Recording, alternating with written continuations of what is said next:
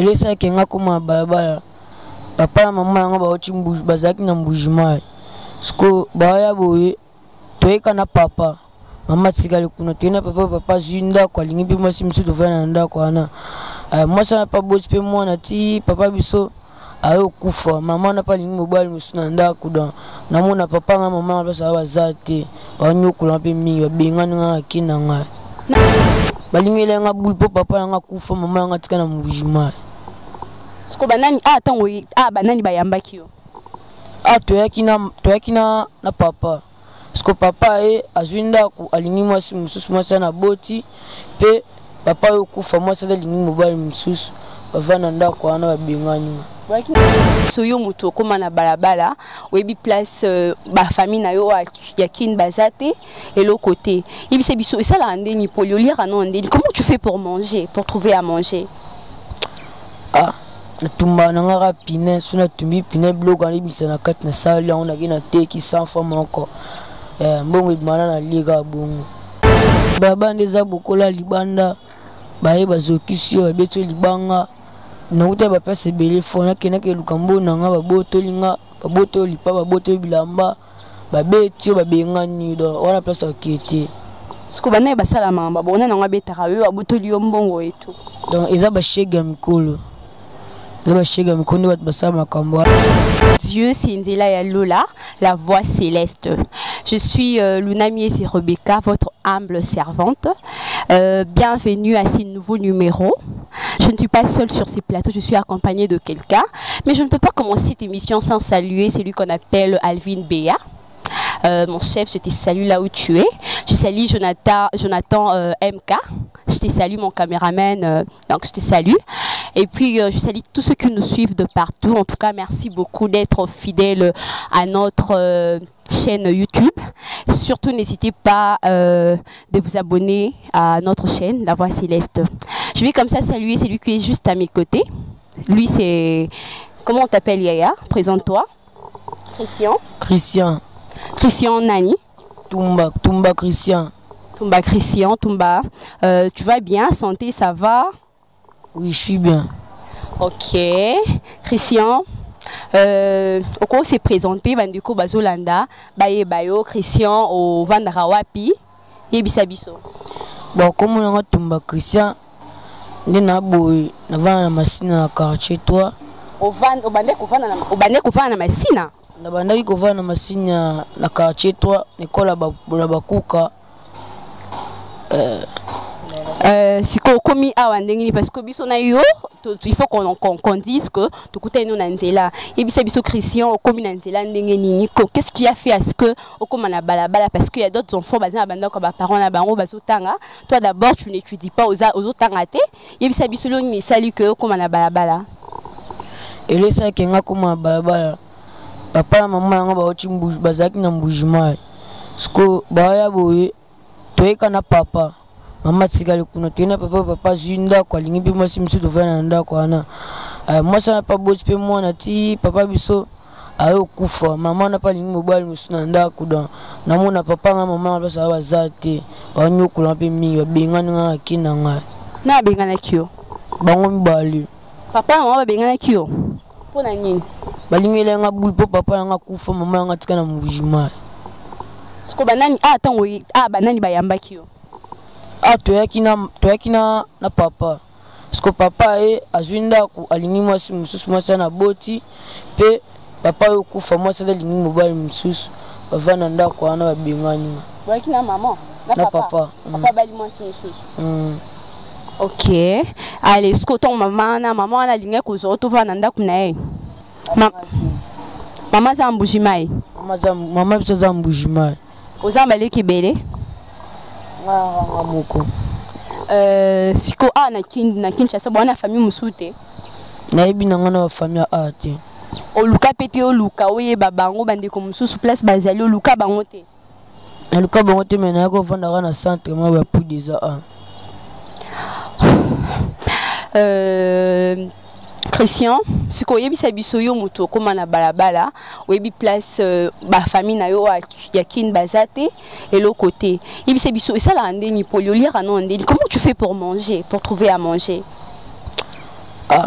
tumba na ngaka pine suna tumbi pine bloka ni bisa na kat na sali on a gina teki sans femme encore mbongo idmana na liga bongo ya solo donc tumbi pine ba bloka ani bimaka o teki en bane ba somba achango na bambabula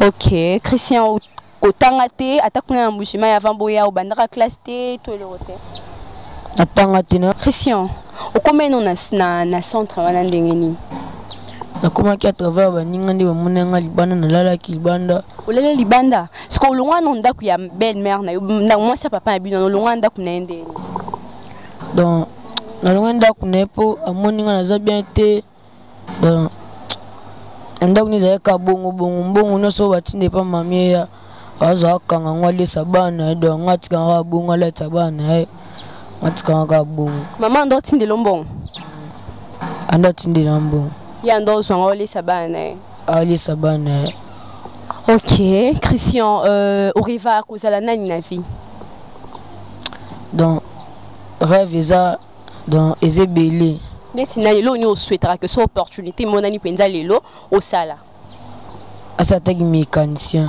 okomata mécanicien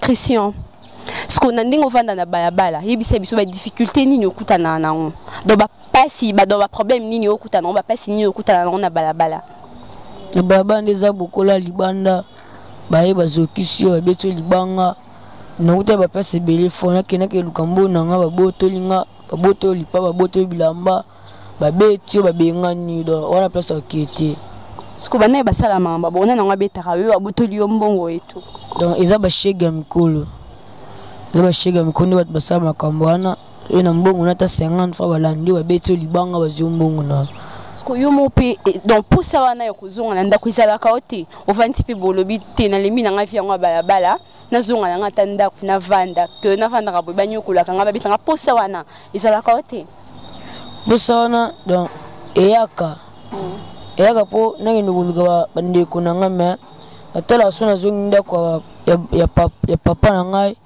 namonaka baonyokola ngai tikalaka basanga nyonso balini. Merci Christian. S'il fallait faire une prière, et là on dit nous sing en nzamba salela. So il fallait que nous sing nzambe lo mo boyo salela o sing ni. Asana na nzambe mutoa nani ya posa lisungi.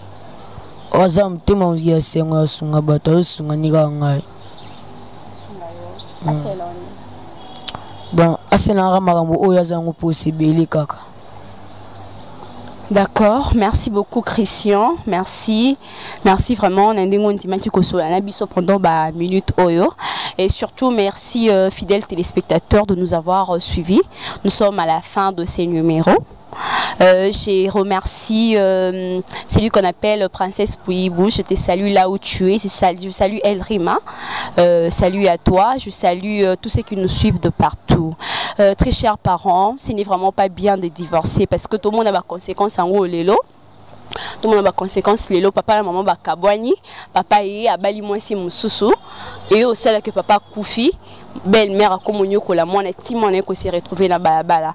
Ce qui est sûr est que ceux qui va parents basent à la ensemble, moi on a l'inga comme la balabala, balinga base la toujours ici comme on a papa la maman, balinga base ici comme quand papa koufaka, maman linga kazo soit moina, ceux qui maman t'es à ta famille et linga kazo soit balance, ce n'est vraiment pas bien de divorcer.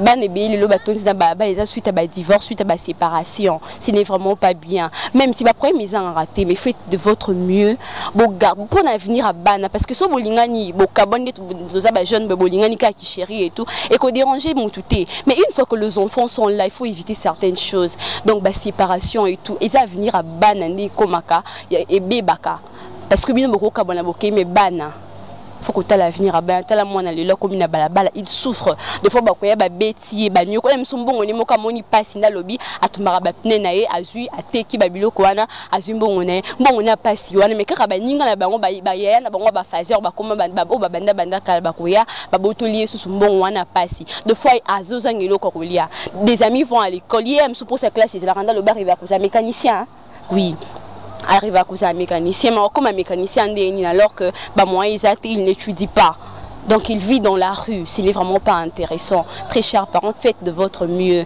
Et puis bino ba pasteur, c'est une façon d'investir. Moi na boba na boina bala. Bozu bango, bo aider bango, Dieu va vous bénir. Nzamba osungaka ate soki ozoki ndika ko sembela pona ba bonga déjà bato boye. Donc baba innocent, ba ama ko gagner ngo. Ola kisi ndela nzambe, ola kisi ndela classe nzamba ozanga te ko pambola yo. Merci beaucoup, c'était Lunami et Rebecca. Je salue David Haïti. À Paris, je te salue là où tu es. Je salue tous ceux qui nous suivent de partout. Je salue une fois de plus Jonathan Moukwanya. Je salue frère Alvin Béa. Je salue tous ceux qui me suivent de partout. En tout cas, merci beaucoup. Retrouvez-nous très prochainement. Bye bye.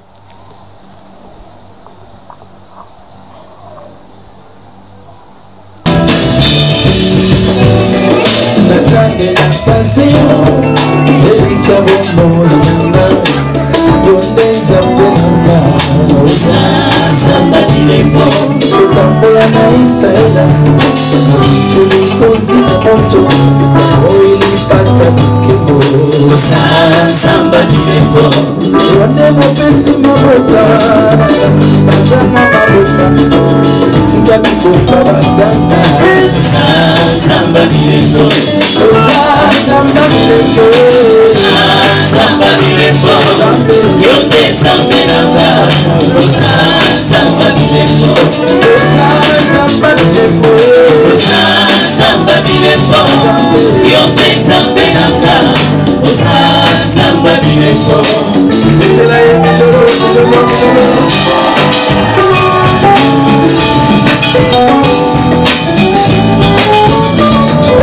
Nazana mosusu te Obele yo masia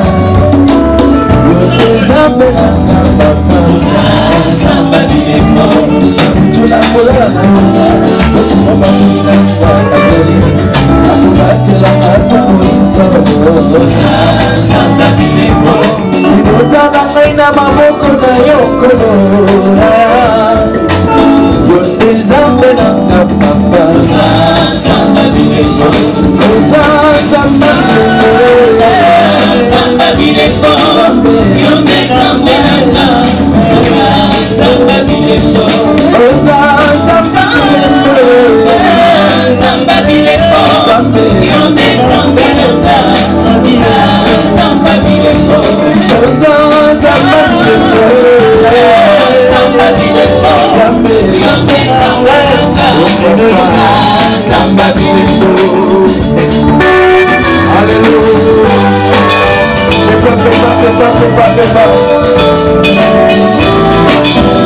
Alléluia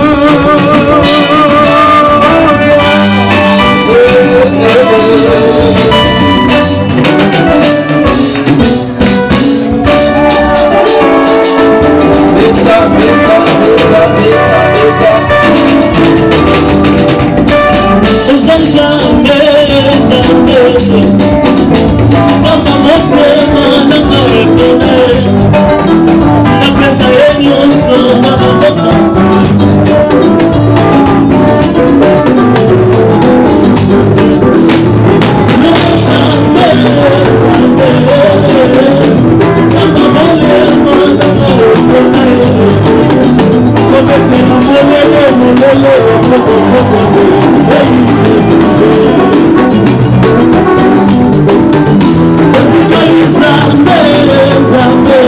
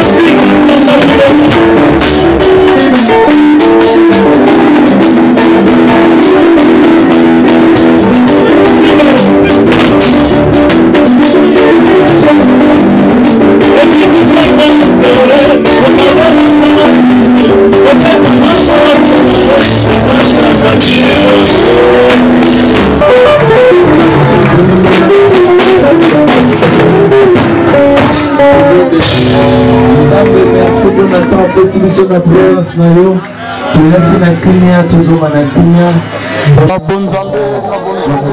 Lola et Sofuta bien-aimé dans les seigneurs, toujours dans le cadre de l'émission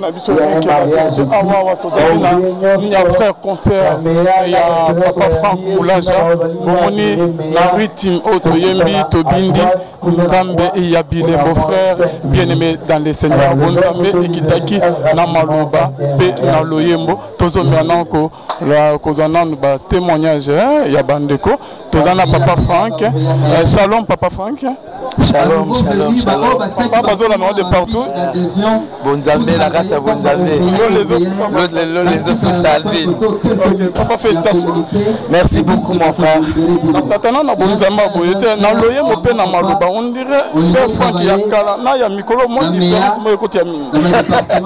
Non, mais on fait seulement notre travail.